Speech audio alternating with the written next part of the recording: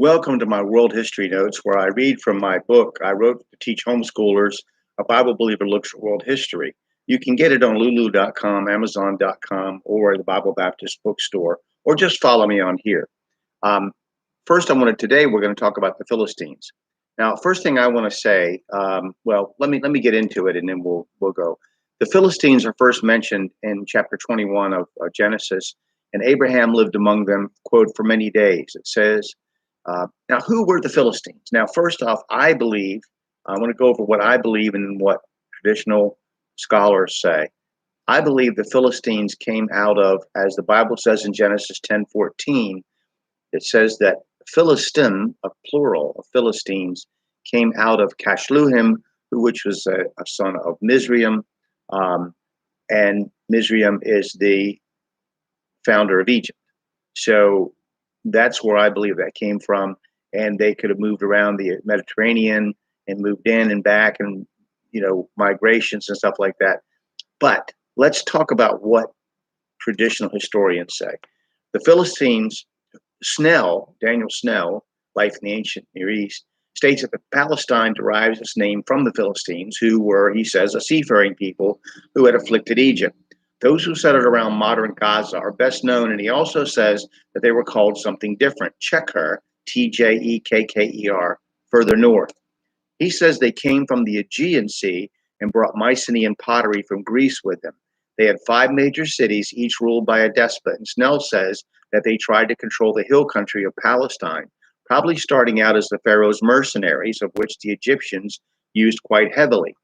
Greek mercenaries were used throughout the ancient Near East, affecting language and culture, preparing the way for Alexander's eventual conquest and the spread of the common or Koine Greek language with which the New Testament was written in the main.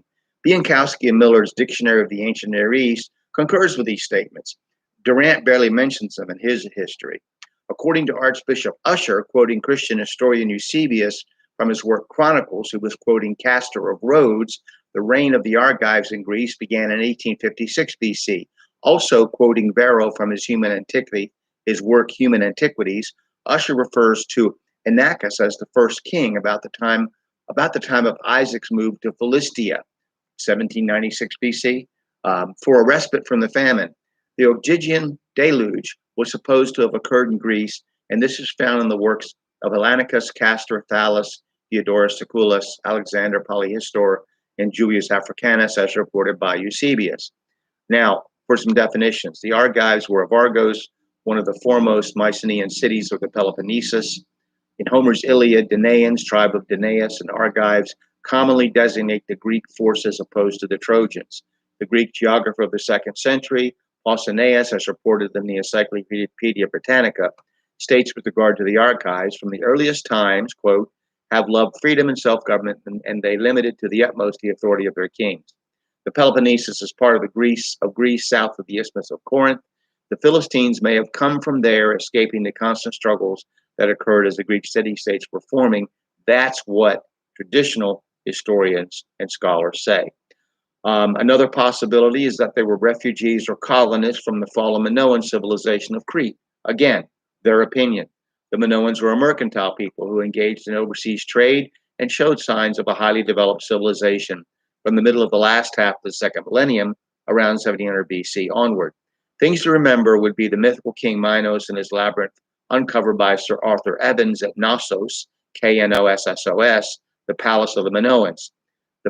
Their pantheon of gods was headed by a goddess. In mythology, the labyrinth was an elaborate maze that contained the Minotaur, a half-man, half-bull, which was eventually defeated by the Athenian hero Theseus, who Plutarch states was the son of Poseidon and was contemporary with the Atlanteans. So I'm just going to stop there. We're going to continue with some history of the area, give you some context is what I'm trying to do as far as where the Philistines began to rise up and Abraham went to live there, Isaac, and so you will have some idea of what. So we'll pick up the next time with a little bit more, and then we'll go on from there. Thank you for your attention.